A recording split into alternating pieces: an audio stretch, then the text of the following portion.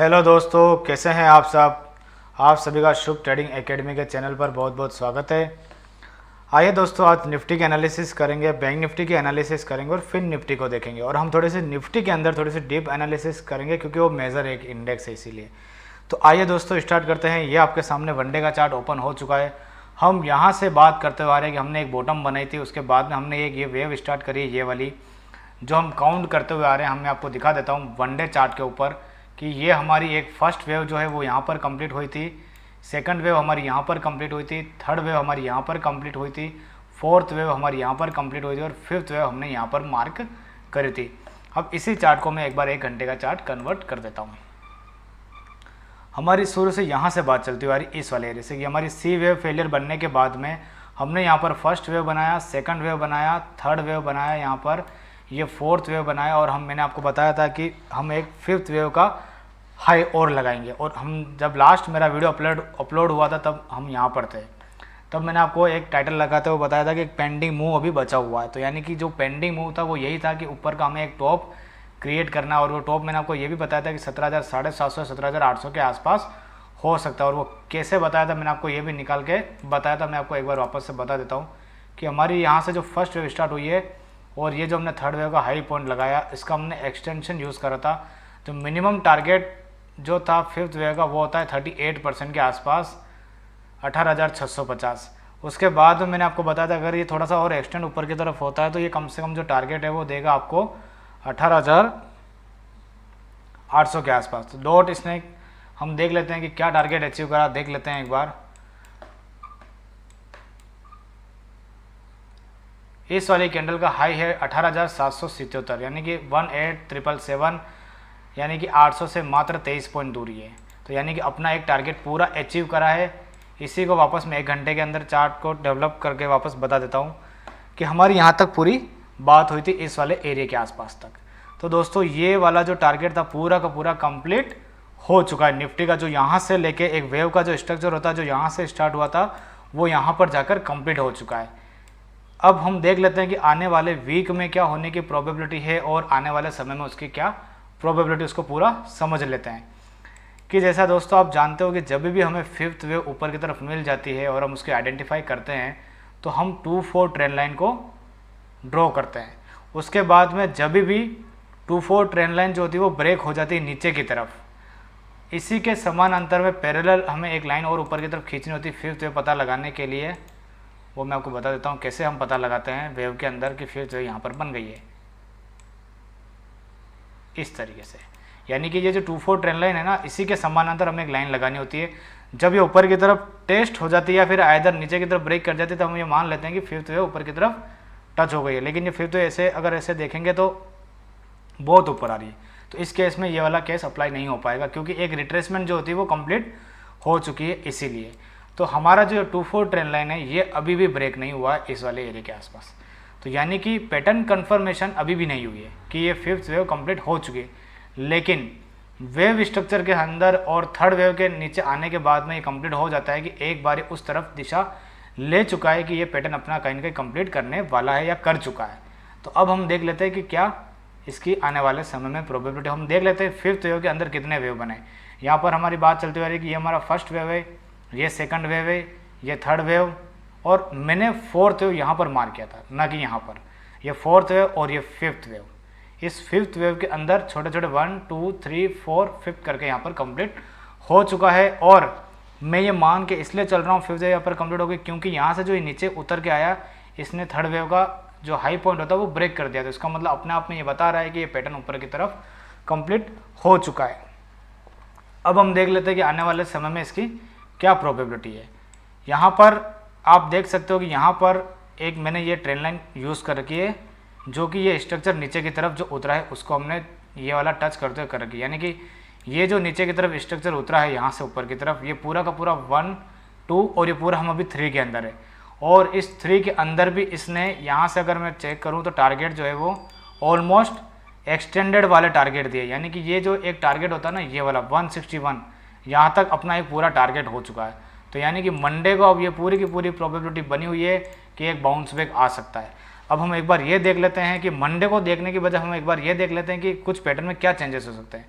अगर दोस्तों fifth wave यहाँ पर कंप्लीट नहीं हुई है और इसको एक और हाई बनाना है तो इसको क्या करना पड़ेगा कि इसके 62% के ऊपर जाना पड़ेगा और इस वाले हाई को काटना पड़ेगा, ये वाला एरिया और ये वाला एरिया, यानी कि ऊपर का 17,720। अगर 17,720 का एरिया ऊपर की तरफ टच भी हो जाएगा ना तो दोस्तों ये एक नया हाई और बनेगा और उसके बाद में फिर फिफ्थ ये नहीं होकर यहाँ पर आ जाएगी और फिर जाके हम नीचे की तरफ गिरेंगे। एक वो वाला केस हो सकता है, लेकिन मुझे नहीं लगता कि अब वो केस होगा। उस केस में फिर क्या हो जाएगा कि फोर्थ वेव जो हो जाएगी ना पूरी ABC ये बन जाएगी और फिर फिफ्थ वेव वो बनेगी, लेकिन मुझे लगता नहीं ऐसा होगा क्योंकि वो पैटर्न अपने आप में थर्ड वेव यहाँ पर इसने नीचे की तरफ ब्रेक भी कर दिया और ये अपने आप में ये पैटर्न भी बता रहा है। तो हम ये मानकर चल रहे हैं कि ये क्योंकि इसी वेव के अंदर 2 और 4 ट्रेंड लाइन जो थी वो ब्रेक हो गई यहाँ पर इस जगह पर, तो यानी कि अपने आप में ये पैटर्न कंप्लीट हो चुका है। तो अब हम देख लेते हैं कि अब मंडे को और आने वाले वीक में क्या हो सकता है। इसको मैं एक बार 5 मिनट का चार्ट कर देता हूँ।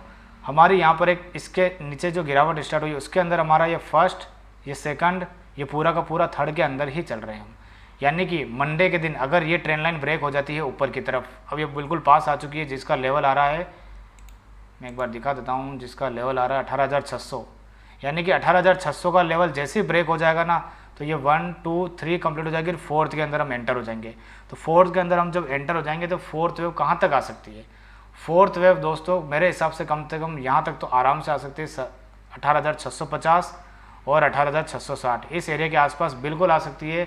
ये जो रिट्रेसमेंट है इस वाली वेव का यहाँ से लेके हम लगा के देख लेते हैं, 62% का एरिया आ रहा है कम से कम यहाँ पर 18,660, तो यानी कि 18,660 के एरिया तक ये आराम से आ सकता है। और ये जो 2-4 ट्रेंड लाइन है ये वाला पॉइंट भी हमारा यहीं कहीं पर मिल रहा है, तो यानी कि ये ट्रेंड लाइन एक रेजिस्टेंस का काम कर सकती है। 18,660 तक आराम से इजीली बाउंस बैक आ सकता है।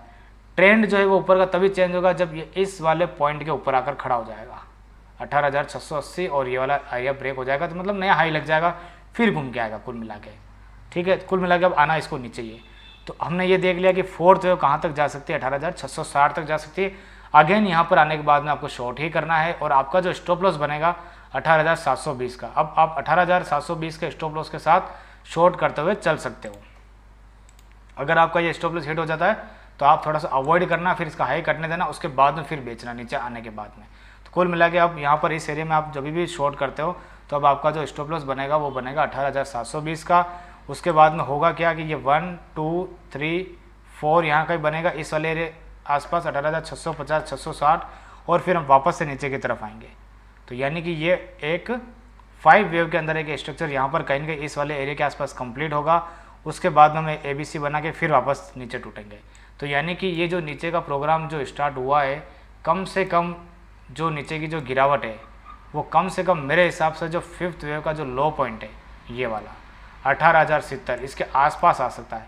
लेकिन फिर भी मेरा जो पहला टारगेट है वो इस कैंडल की दोजी का टारगेट है, यानी कि 18,200। ये वाला टारगेट मेरा इसलिए है क्योंकि मैंने अक्सर ये देखा कि फिफ्थ वेव के जो सेकंड वेव होती है वहाँ तक तो इजीली मार्केट आ जाता है, यानी कि सीधी गिरावट में ये आ सकता है, बीच में रुका बाउंस बैक लेता हुआ। ये वाला मेरा पहला टारगेट है 18,200 और सेकंड टारगेट जो है वो है वो 18,060। यानी कि अब नीचे यहाँ पर जो भी गिरावट आती है, हालांकि इस वाली गिरावट के आसपास आने के बाद में 18,400 के आने के बाद में एक बाउंस बैक आएगा ऊपर की तरफ, फिर वापस से नीचे की तरफ आएंगे। तो यानी कि अब ये देखना पड़ेगा कि यहाँ पर ये ABC जिगजैग बनाता है कि फ्लैट बनाता है, किस टाइप की करेक्शन करता है वो देखना पड़ेगा। तो यानी कि अभी हम ए वेव की फॉर्मेशन के अंदर है, इसके अंदर पूरे 5 स्टेप बनेंगे, उसके बाद फिर B बनेगी, फिर C बनेगी। तो यानी कि लंबा प्रोग्राम है, पूरा का पूरा 20 दिन का प्रोग्राम है ये। तो 20 दिन से पहले पहले मार्केट के अंदर कुछ भी नहीं हो सकता है इस स्ट्रक्चर को देखते हुए, ये लग रहा है। और हम नीचे से लेके यहाँ तक जो चले हैं, यहाँ से लेके ये वाला जो एरिया है, मैंने रिट्रेसमेंट जो लगाई है वो यहाँ से इसलिए लगा रहा हूँ क्योंकि C वेव फेलियर यहाँ पर हुई थी और फर्स्ट वेव हमारा यहाँ पर स्टार्ट हुआ था। तो ये जो हमारा लो पॉइंट हो गया और ये हमारी रिट्रेसमेंट हो गई। जब हम इस रिट्रेसमेंट की बात करते हैं तो हमारा 38% का जो एरिया है वो 18,060 के आसपास ही आ रहा था। यानी कि मोटा मोटी जो कहीं ना कहीं डाउनफॉल का जो एरिया है वो 18,100 18,050 इसके आसपास ही, यानी कि मेजर लाइन 18,000 मान लो आप, इसके ऊपर ही कहीं ना कहीं बॉटम बनेगा। वहाँ पर आने के बाद में फिर अपन देखेंगे कि क्या स्ट्रक्चर डेवलपमेंट हो रहे हैं, किस टाइप की एक करेक्शन हो रही है। तो ये पूरी की पूरी निफ्टी भी हो गई है, मैंने आपको समझा दिया। यानी कि आपको जब तक शॉर्ट करना है जब तक 18,720 के नीचे मार्केट खड़ा है। अब मंडे को क्या हो सकता है कि फोर्थ वेव का हम प्रोग्रेस बना सकते हैं, उसके बाद में फिर हम वापस नीचे की तरफ गिर सकते हैं। ये पूरी की पूरी एक निफ्टी के चार्ट को देखते हुए पूरी की पूरी प्रोबेबिलिटी लग रही है। अब हम देख लेते हैं एक बार बैंक निफ्टी के चार्ट को। निफ्टी का हम वीकली चार्ट भी एक बार मैं आपको दिखा देता हूँ। एक बार दोस्तों मैं यहाँ से ये चीज़ हटा देता हूँ ताकि थोड़ा सा हमारे लिए चार्ट क्लियर हो जाएगा ये वाला, और ये लाइन भी हटा देते हैं एक बार, हम इसको भी हटा देते हैं। वीकली के अंदर आप दोस्तों ध्यान से देखोगे तो एक शूटिंग स्टार बन चुका है यहाँ पर। ये पूरा डाउनफॉल बिल्कुल इसके आसपास जाने के बाद में इसने अपना शूटिंग स्टार बना दिया है, और इसी एरिया के आसपास जाकर इसने शूटिंग स्टार बनाया। तो यानी कि यहाँ से अब करेक्शन तो स्टार्ट आराम से हो चुकी है, और मेरे को लगता है कि स्टार्ट हो चुकी है, यानी कि शूटिंग स्टार ये बन चुका है। हो सकता है इस वीक में थोड़ा ऊपर नीचे करे और फिर अगले वीक में और टूट जाए। यानी कि ऊपर नीचे का जो बाउंस बैक है मेरे हिसाब से 2 दिन का होगा, इससे ज़्यादा नहीं होगा। तो यानी कि वीकली के अंदर हमने बहुत ही क्लासिकल शूटिंग स्टार बनाया। इसके नीचे जाते से कन्फर्मेशन स्टार्ट हो जाएगी, फिर प्राइस एक बार यहाँ तक तो डिप लेगा ही लेगा, यानी कि 4th ईयर के लो पॉइंट तक तो एक बार आएगा ही आएगा। तो ये पूरी पूरी निफ्टी की एनालिसिस होगी। अब हम देख लेते हैं एक बार बैंक निफ्टी को। बैंक निफ्टी का भी दोस्तों आप वीकली चार्ट अगर आप देख सकते हो तो इसके अंदर भी एक शूटिंग स्टार टाइप कैंडल बनी है। ये देखिए, ये पूरी शूटिंग स्टार टाइप कैंडल बनी है। इसको मैं एक बार 1 घंटे का चार्ट कर देता हूँ। 1 घंटे के चार्ट को देखते हुए मुझे ऐसा लग रहा है कि अगर इसने ये वाला एरिया ब्रेक कर दिया, ये वाला एरिया, तो दोस्तों सीधा डाउनफॉल यहाँ पर लगेगा 43,482। बस उसके बाद में जो भी बाउंस बैक आएगा उसकी हम बात करेंगे। इसके अंदर मैं आपको सिंपल सा बता दूं, क्योंकि मेरा क्लियर कट व्यू है इसके अंदर कि इसका ब्रेकडाउन होते से यहाँ पर टारगेट आना ही आना है, और ऊपर बाउंस बैक जो भी जाता है आपको शॉर्ट ही करना है इस स्टॉप लॉस के साथ। 44,500 के स्टॉप लॉस को लगाते हुए शॉर्ट करते जाइए। नीचे का टारगेट पेंडिंग पड़ा हुआ है। अब हम एक बार देख लेते हैं बैंक निफ्टी को। ये बैंक निफ्टी का फिन निफ्टी का। फिन निफ्टी के अंदर भी इसने शूटिंग स्टार बनाया और ये फॉलोअप भी आ चुका है। तो इसके नीचे जब तक है इसको शॉर्ट करते रहिए। इसका भी कम से कम मिनिमम जो टारगेट है मेरे हिसाब से एक बार इसको यहाँ तक जाना चाहिए, यानी कि 19,000 तक आना चाहिए, यानी कि 400 पॉइंट अभी और यहाँ से। और ये फॉल जो आएगा दोस्तों स्पीड से आएगा, क्योंकि अब इसने क्या करा कि 1 घंटे के 100 के आसपास से 200 भी ब्रेक होने के बाद में सीधा यहाँ पर फेंकेगा। तो यानी कि ये मिनिमम टारगेट है एक बार। इसको भी आप ध्यान से देखोगे तो ये A, B, C ये एक्स वे मैंने बनाई थी, उसके बाद फिर A, B, C वाली फॉर्मेशन कर रहा है ये वाली, तो वाला टारगेट आप लेके चल सकते हो। और निफ्टी का आप 1 डे चार्ट देखोगे तो ये पूरा का पूरा एक बियरिश इनगल्फिंग बनी और इसका फॉलो भी आ चुका था, यानी कि ट्रेंड कहीं नेगेटिव की तरफ नीचे की तरफ इंडिकेट हो चुका है। और फिर निफ्टी के अंदर भी मैंने आपको बता दिया कि हम यहाँ पर इसको शॉर्ट करते हुए चल सकते हैं इस वाले एरिया के आसपास 19,500, और नीचे का टारगेट 19,000 के आसपास हम ले सकते हैं। हालांकि पहला जो टारगेट है डीप लगेगा 19,320 के आसपास लगेगा, उसके बाद में सेकंड जो डीप लगेगा 19,000 के आसपास लगेगा। तो ये पूरा हमने तीनों इंडेक्स की एनालिसिस कर ली। इस वीडियो को एक बार आप और अच्छे से देख लेना। ये दोस्तों मेरा एक टेलीग्राम चैनल है जिसके अंदर आप देख सकते हो कि मैं यहाँ पर सारी अपडेट देता हूँ लाइव मार्केट के अंदर। ये वीडियो भी मैंने अपलोड किया था, मैंने बताया था ना कि आपको मैं बीच में, अब हर वीडियो मेरा संडे को ही आएगा, बीच में कोई भी वीडियो नहीं आएगा, तो मैं वहाँ पर डाल देता हूँ जो भी एनालिसिस होती है। और अब मैं क्या करने वाला हूँ कि 1 वीक का एक ट्रेड यहाँ पर ओपन ट्रेड देने वाला हूँ। यहाँ पर कैश का भी हो सकता है और वो फिन निफ्टी इंडेक्स किसी का भी हो सकता है। तो ये मेरा एक फ्री टेलीग्राम चैनल है जिसको ज्वाइन करके आप जुड़ सकते हो इसके अंदर। और दोस्तों एक मेरा ये इंडेक्स ग्रुप है जिसके अंदर आप जुड़कर टेलीग्राम के अंदर जुड़कर आप क्या पेड सर्विस ज्वाइन कर सकते हो इंडेक्स की, जहाँ पर मैं सिर्फ इंडेक्स का ही ट्रेड देता हूँ। यहाँ पर आप देख सकते हो गुरुवार की जो मेरी एक्सपायरी हुई थी उस दिन मैंने एक ट्रेड दिया था। पहले में हमारा 6 पॉइंट का एसएल गया था, उसके बाद में एक ट्रेड गया था यहाँ पर 15-20 रुपये से हीरो जीरो ट्रेड बाय करवाया था, डॉट उसका टारगेट 80 रुपये के आसपास आया था। सेकंड उसी दिन मैंने डाल दिया था कि 9 तारीख से मैं अब आराम से निफ्टी के अंदर डेली ट्रेड दूंगा, हर बाउंस बैक पे हमें बेचना ही है। उस दिन मैंने बैंक निफ्टी का एक ट्रेड करवाया 225-230 के यहाँ से बाय करवाया था। स्टॉप लॉस उसका 180 था, टारगेट था 280। लोड साइज एक ही रखवाई थी क्योंकि उस दिन मार्केट बहुत वोलेटाइल था, मतलब ऊपर नीचे का एक रेंज क्लियर नहीं थी, इसलिए इसका भी हमारा टारगेट पूरा हुआ विदाउट एसएल हिट होते हुए। Keep SL cost to cost टस्ट भी नहीं हुआ और हमारा 280 का पहला टारगेट हिट हो गया। तो ये हमारा इस तरह से एक ट्रेड में यहाँ पर रोज प्रोवाइड करवाता हूँ। तो यहाँ पर आप दोस्त जुड़कर बहुत अच्छा फ़ायदा उठा सकते हो। दोस्तों एक फ़ोटो दिखाना चाहूँगा, ये वाला। ये फ़ोटो देखकर आपको क्या लग रहा है कि नॉर्मल पीपल क्या करता है कि सिगरेट पीता है, नई नई बाइक लाता है, कार खरीदता है। हालांकि कार एक नेसेसरी है, बाइक भी नेसेसरी है, लेकिन शौक करता रहता है, जिसके पास होती है तो भी लाता रहता है। लेकिन एक लीजेंड पीपल जो होता है ना, वो क्या करता है कि आईटीसी का शेयर, सिगरेट पी रहा है लेकिन सिगरेट पीने की बजाय वो क्या करेगा, आईटीसी का शेयर बाय करेगा। दारू पीने की बजाय वो क्या करेगा, यूनाइटेड स्पिरिट्स या किसी अच्छी कंपनी का शेयर बाय करेगा। कार अगर एक है, 2-3 फालतू ला रहा है, तो उसकी जगह वो क्या करेगा, टाटा मोटर्स किसी अच्छी कंपनी के अंदर के शेयर बाय करेगा। तो ये इसलिए कहते हैं कि हम शेयर मार्केट सीखिए ताकि आप इन्वेस्ट करिए और अपना पैसा बनाइए। वेबसाइट पर जाकर आप चेक कर सकते हो, हमारी फीस वगैरह सब कुछ अपडेट हो चुकी है वहाँ पर, और अभी नए बैचेस चल रहे हैं, उसको ज्वाइन कर सकते हो। आज का वीडियो दोस्तों मैं यहीं पर वाइंड अप करूँगा। निफ्टी की एनालिसिस, बैंक निफ्टी की एनालिसिस और फिन निफ्टी की एनालिसिस को हमने बहुत ही बारीकी से समझा, और इस मेरे वीडियो को 2 से 3 बार देख लेना, आपको और अच्छे से समझ में आएगा। आज के वीडियो को यहीं पर वाइंड अप करते हैं। मेरे वीडियो को लाइक, सब्सक्राइब और शेयर करना बिल्कुल भी मत भूलिएगा। फिर मिलते हैं अपन नेक्स्ट वीडियो में। Thank you so much.